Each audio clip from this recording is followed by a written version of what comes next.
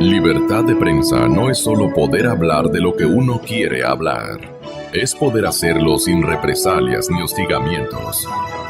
Pero a los ecuatorianos como tal nos debería importar estas afirmaciones como que las cuentas de la deuda, por ejemplo, no están claras, no sabemos cuántos son y dudan ya a nivel internacional de lo que presenta como cifras. Bienvenido, buenos días, economista El Juri.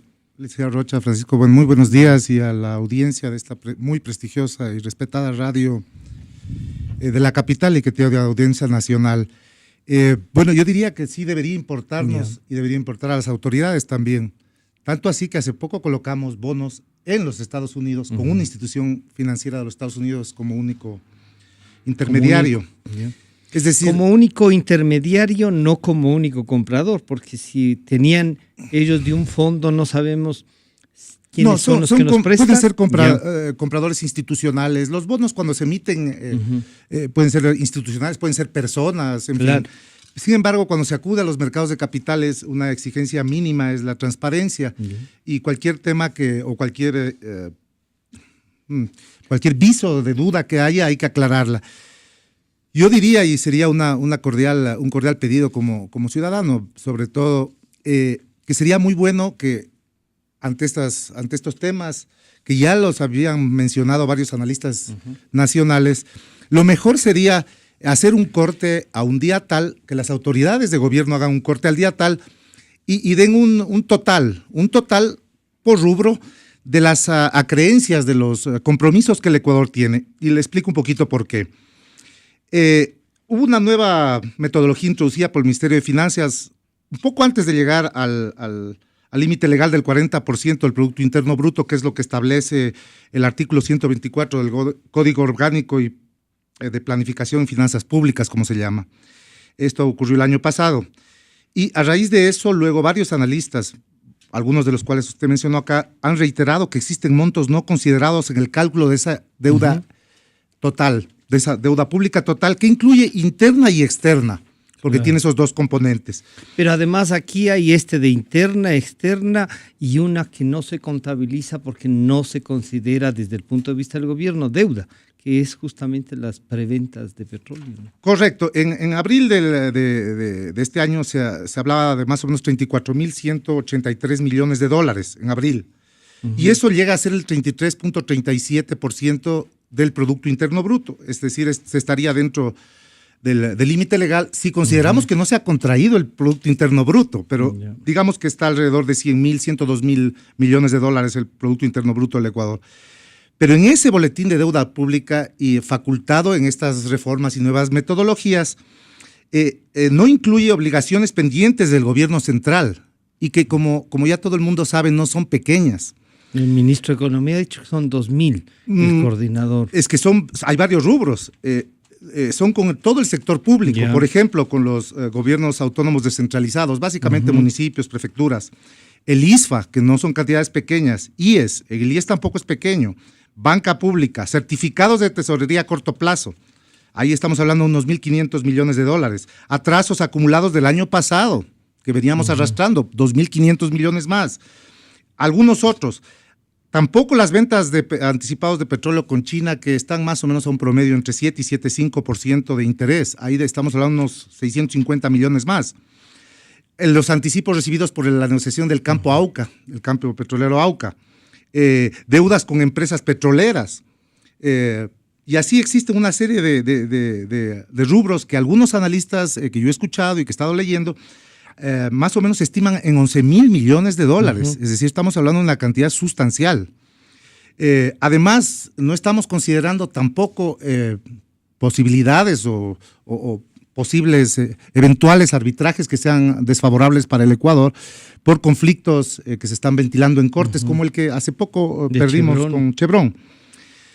Y es decir, en todos esos casos, lo mejor, yo digo que cuando existen dudas, lo mejor es una transparencia absoluta. Sería bueno un corte y hacer de una manera un poquito más simple que estas metodologías que a veces son un poco no muy entendibles para los que no son economistas o analistas. y simplemente un corte de cuáles son las acreencias que existen para el Ecuador en una fecha determinada, sumado todos estos rubros, atrasos, absolutamente todo, incluido a proveedores nacionales. Y entonces sí tendremos una idea de lo que es las deudas que tiene el Estado ecuatoriano. Y estas cifras que más o menos ustedes las han manejado, las han analizado en esta mesa, ahora tienen un cuestionamiento directo del informe anual del Departamento de Estado de los Estados Unidos, cosa que a ratos para el gobierno podría ser bueno, porque el discurso anti-norteamericano de que los califiquen, si nos dicen que no es transparente, el señor presidente con seguridad dirá que más transparente que quieren y que no les vamos a dar respuesta. Ensayo yo una respuesta así, ¿no? Viendo las respuestas que ha tenido el presidente. ¿Qué respuesta tendría usted? Bienvenido nuevamente, gracias, economista Crespo. Muy buenos días, saludos a todos, a la audiencia. Es un gusto madrugar para venir a Radio Democracia y especialmente un viernes. ¿No? Sí, ¿qué ocurre? A mayor riesgo, mayor ganancia esperada. Porque nadie va a invertir con mayor riesgo y con la misma ganancia esperada, es decir, una ganancia menor que una inversión más segura. Pero ¿por qué voy a invertir en bonos de un país como el Líbano o el Ecuador? Voy a invertir a 6 años al mismo rendimiento que me dan los bonos de Estados Unidos. Si voy a invertir a 6 años al 1.5%, los invierto en los Estados Unidos. Para invertir en el Ecuador o en Líbano o en otros países, sencillamente me tienen que pagar más para compensar por el riesgo adicional. No, cuando yo me compro la lotería, no espero ganarme, si gano un 5% equivalente a una póliza de depósitos de un banco, sino si me gano la lotería, que es poquísimo, las probabilidades son pequeñísimas, si me gano la lotería, espero ganar bastante más, mucho más que lo que pagué por el guachito. Porque lo contrario, ¿para qué voy a jugar la lotería? Por lo contrario... Se llama reembolso nomás. Claro, sí, por lo contrario, claro. Compro la lotería por beneficencia, claro, pero no como inversión o como juego. Entonces cuando hay mayor riesgo, generalmente, ¿cuándo hay más riesgo? Cuando hay un plazo más corto o más largo. Generalmente hay más riesgo en un plazo más largo. ¿Por qué? Porque más cosas pueden ocurrir que las que realmente ocurren. Pero entonces ahí estaríamos pensando en que los plazos cortos a los que ha acudido el Ecuador serían beneficiosos, claro, pero para los que nos prestan, no para el país que recibe el préstamo. Claro, entonces hay más riesgo, por ejemplo, a 30 años que a 6 años. ¿Por qué? Porque más cosas pueden ocurrir de aquí a 30 años de los que van a ocurrir de aquí a 6 años, ¿no? Entonces, y cuando hay más riesgo también, es cuando se conoce menos. Si uno sale a caminar cuando no hay luz en un lugar que no conoce, uno camina más despacio. ¿Por qué camina más despacio? Porque hay más chance de tropezarse, de caerse, etc. Pero si hay luz, es de día, hay transparencia, etc., uno puede caminar, trotar, correr, ¿no?, por el mismo camino porque ve lejos. Las cifras, el monto de las cifras, si son claras, transparentes, si uno puede leer un balance, y es un balance preferiblemente auditado en el caso de una compañía ecuatoriana como La Favorita, el Banco de Pichincha, el Banco de Guayaquil, etcétera. Si uno ve los números bien auditados, con notas de auditores prestigiosos, uno tiene más confianza para en la inversión ahí, y considera que hay un riesgo menor. ¿Por qué? Porque se da cuenta de la situación actual. Lo mismo pasa con el país. Lo mismo pasa con el país. Si el Ecuador tuviera sus números mucho más transparentes y a la vez, ya hemos avanzado obviamente, pero ya va a salir el artículo 4 por segunda vez del Fondo Monetario Internacional, a la vez refrendados en el sentido de que las cifras están creíbles por una institución reconocida mundialmente. ¿Pero usted cree que el informe va a decir que las cifras son creíbles? No bueno, el informe lo que está diciendo, bueno, recién salió ayer de noche, pero el informe lo que está diciendo es que no es transparente. Sí. Y al no ser transparente, no está diciendo que las cifras están mal, no está diciendo que las cifras están bien, lo que está diciendo es que no se pueden verificar independientemente. Entonces, si yo no puedo verificar las cifras de una empresa porque no hay una contabilidad externa, si no puedo verificar las cifras de un país porque no hay, por ejemplo, una verificación del Fondo Monetario Internacional, números que se conozcan claramente, un Congreso que investigue, los contratos de deuda, por ejemplo, con la China, que se conozcan, donde yo pueda analizar, etcétera, etcétera. Dicho esto, el presidente tiene una posición política frente al Fondo Monetario, aunque los actos han demostrado otra cosa.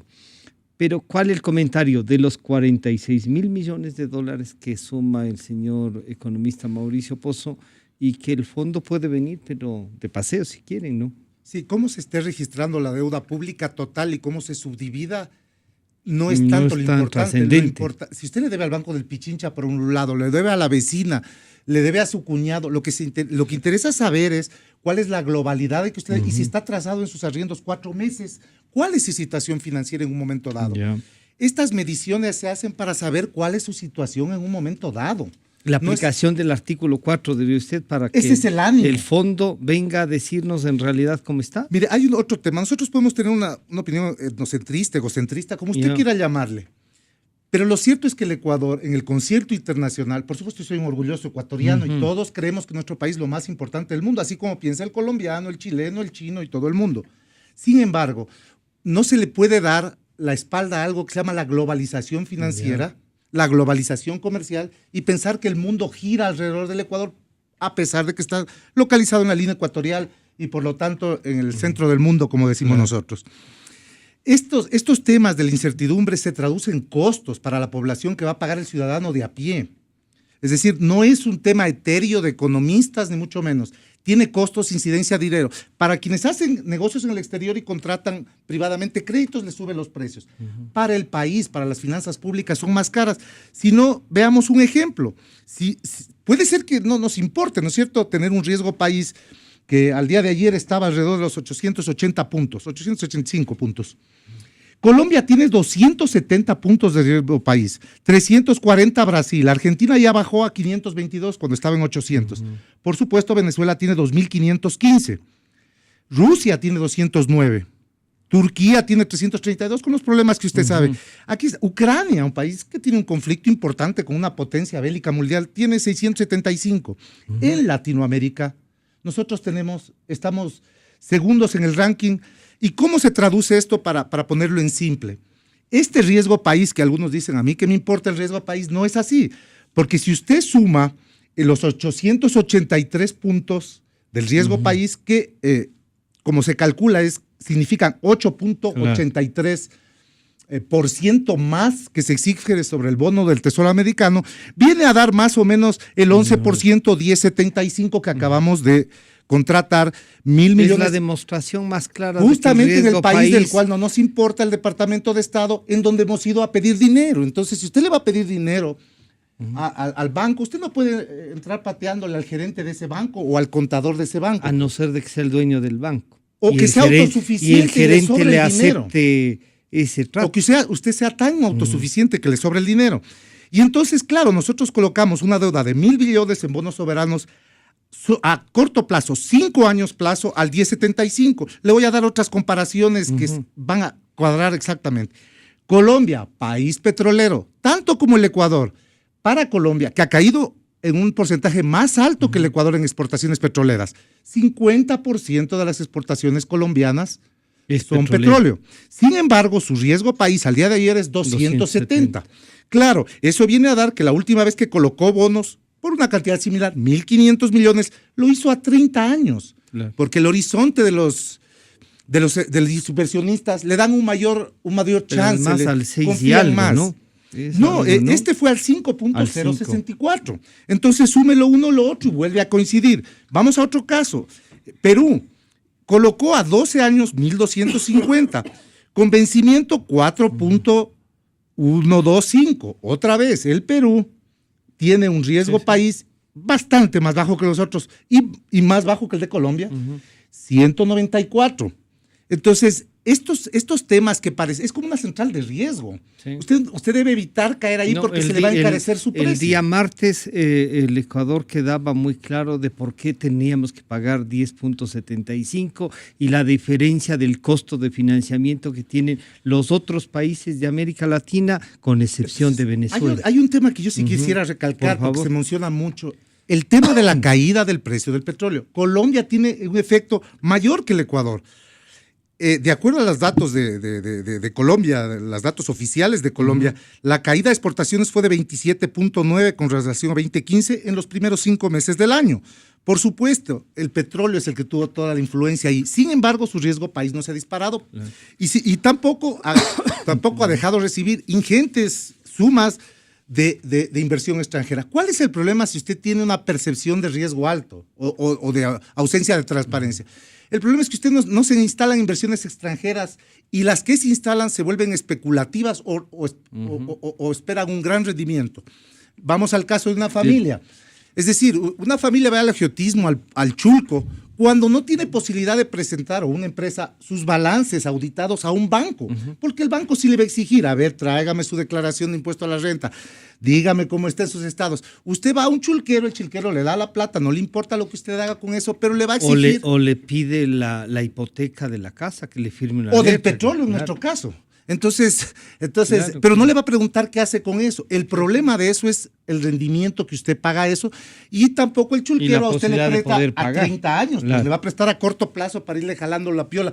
Y de hecho, ojalá se funda usted pues para yo quedarme con su casa, ¿no es cierto? Claro. Así funciona el chulquero. Hay la posibilidad de que los que nos han prestado los $1.000 millones a través de un banco sean los mismos chinos.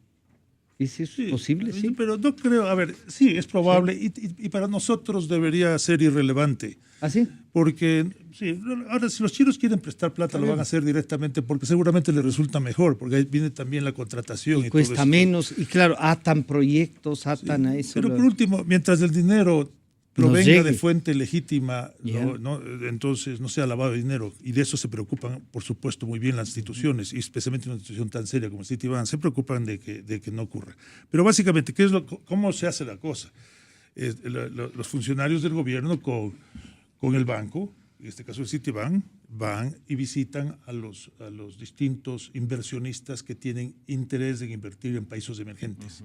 Ahora, porque las tasas de interés en el mundo están tan bajas, inclusive hay tasas de interés negativas, obviamente hay un mayor interés en invertir en los países emergentes porque las tasas altas que pagan. Y obviamente el cupón del Ecuador de más del 10% es poco común, porque la mayoría de los países están pagando menos del 10%. Por ejemplo, Líbano, que tiene la misma calificación, una calificación menor que el Ecuador. El Ecuador es B y la del Líbano es B menos. El Líbano a 6 años paga el 6%. Nosotros estamos pagando el 10,75%. ¿No? Eso quiere decir, ahora, el Líbano está en una zona de guerra donde está ISIS, que tal vez al blanquero que va le pueden secuestrar y le decapitan si se pierde en el camino, ¿no? Y a ese país le prestan a una tasa menor que le prestan al Ecuador. Entonces uno llega a la conclusión obvia, es el error enorme de haber declarado la moratoria, costosísimo, porque inclusive al Líbano, en situaciones como las que he descrito, le prestan al 6%, nosotros al 10,75%. Ahora van y visitan a los mercados, a los inversionistas y van anotando, determinan el monto que hay y ven la posibilidad de salir, y de salir en el mejor momento. Claro. Por ejemplo, cuando ocurrió lo de Brexit y pensaban salir 1 o 2 días después, pero todo el mundo se imaginaba que no iba a la votación salir a favor de salir para que Inglaterra salga de la Comunidad Europea. Entonces ahí hubo un momento de mucha volatilidad e incertidumbre, nadie sabía mucho lo que iba a pasar hasta que los mercados se tranquilizaron y dijeron, lo peor que puede pasar no es muy diferente. Entonces ahí el Ecuador dejó de salir. Y ahora lo que ha aprovechado es un momento en que las cosas se estabilizaron para poder salir. Puede haber bancos chinos de inversión, puede haber fondos de inversiones, claro, pero la mayoría de estos fondos son fondos muy profesionales que invierten no solo el dinero en muchos casos de los administradores, pero por supuesto el dinero de sus clientes de que están depositando toda su confianza en estos administradores para que hagan las cosas lo mejor posible. Entonces, para ellos. Para los sí, inversionistas. Cuando yo, por claro, ejemplo, deposito plata en un banco local, le encargo y entonces le doy yo mi le estoy confianza. diciendo, haga lo mejor posible para mí. Claro. Eso quiere decir, obviamente, asumo que es cumpliendo las leyes, preocupándose de todas las cosas que tienen que preocupar de la manera más moral e íntegra posible, pero que no pongan en juego mi dinero. Lo mismo pasa con estas acciones. Entonces los administradores tienen responsabilidades fiduciarias, es decir, de confianza muy serias.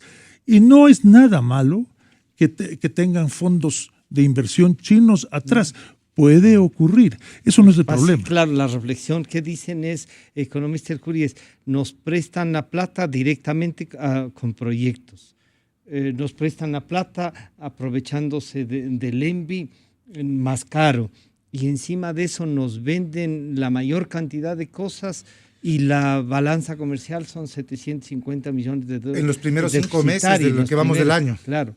Entonces uno dice, bueno, ¿de qué imperio estamos hablando?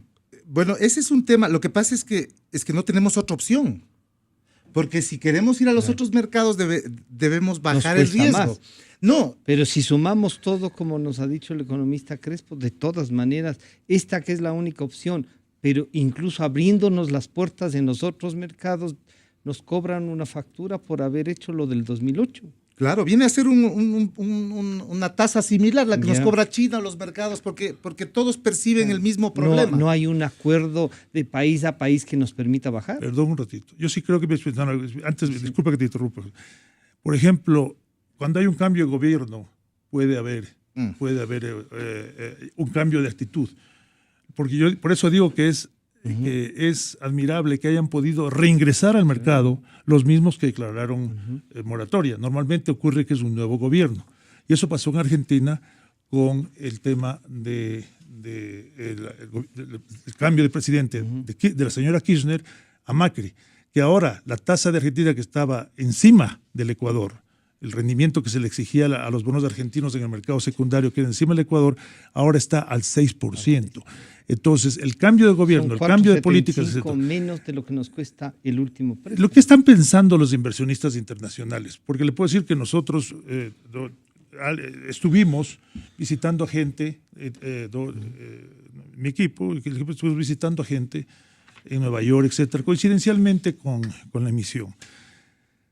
Hay preocupación, por ejemplo, siempre le relacionan mucho al Ecuador con el precio del petróleo, aunque menciono que ahora no está tan correlacionado.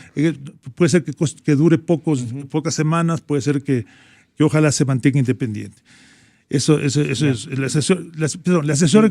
relacionan con el precio del petróleo, pero sí están preocupados de la situación electoral. ¿Qué va a pasar? Y sí están preocupados de que un gobierno con las mismas políticas continúe. Y por eso es que están pagando. Pero también, por otro lado, puede hacer una apuesta interesante, porque puede pasar. Tengo una tasa, he comprado al 10.5%, he comprado al 10.5% de rendimiento, pero mañana hay un cambio de gobierno, cualquiera que este sea, digamos que es de un gobierno más... Una reestructuración de esa deuda. Puede pedir, pero una reestructuración de mercado, claro, refinanciándole con deuda de otra plata. Entonces, ¿pero qué es lo que puede ocurrir? Que si es más... Los inversionistas consideran que es de menor riesgo, ¿qué es lo que puede pasar? Que la deuda sube de 100 a 103, sube de 100 a 103 Entonces, en un año, por ejemplo, en 2 años, he tenido un rendimiento de 10.35 de intereses más 3% de capital, un rendimiento del 13-14%, lo cual no está mal para estos señores. Terminamos. ¿Cuál sería entonces la última visión de lo que el Ecuador debería esperar de esto? Mire, le voy a leer unas cifras muy cortitas. La inversión extranjera directa en Chile pasó de 22.000 a 20.000 millones, del 14 al 15. La de Colombia de 16.000, claro que está afectada a Colombia, pero a 12.000 millones. La de Argentina subió de manera extraña o más bien positiva para la Argentina, de 5.000 a 11.000 millones. La de Perú de 7.000 a 6.000, bajó muy poco, de 7.800 a 6.000. La de Uruguay de 2.100 a 1.600 y así. La de Venezuela subió de 320 millones a 1.300 y la de Ecuador de 773 a 1.060 millones, que es bajísima. Pese a que el Ecuador es un país dolarizado que le da muchísima seguridad a la inversión productiva, porque usted no tiene los riesgos de devaluación como que un inversionista, por ejemplo, invierte en Colombia, luego le toque retirar pesos. Nosotros no hemos sacado provechos de estar dolarizados porque hemos tenido un conjunto de otras medidas que han ahuyentado las inversiones. Y más o menos, si quiere ya una lectura de esto, es claro, es clarísimo. Tanto el riesgo país como las más bajas inversiones, las más altas riesgo del país, obviamente son coincidenciales con los más... que baja la inversión Pero si es que ya quiero un comentario general, una lectura general, pues son los países más cercanos a la corriente del gobierno bolivariano de Venezuela los que tienen el riesgo país más alto y la inversión más baja de la región. Mira, una cosa, eso es muy importante, el tema de la inversión extranjera. Por ejemplo, en el caso de la refinería del Pacífico. ¿Quién debería hacer esa inversión? El sector privado, inversión extranjera directa combinada con inversión ¿Quiere alguien nacional hacer? Venga, señor, tiene la autorización. Si se equivocan, si ganan, gana el país porque tiene mejores productos y pagan impuestos. Si pierden solo ellos. Correcto. El problema es que cuando lo hace el Estado, muchas veces cuestan más y si perdemos, perdemos todos.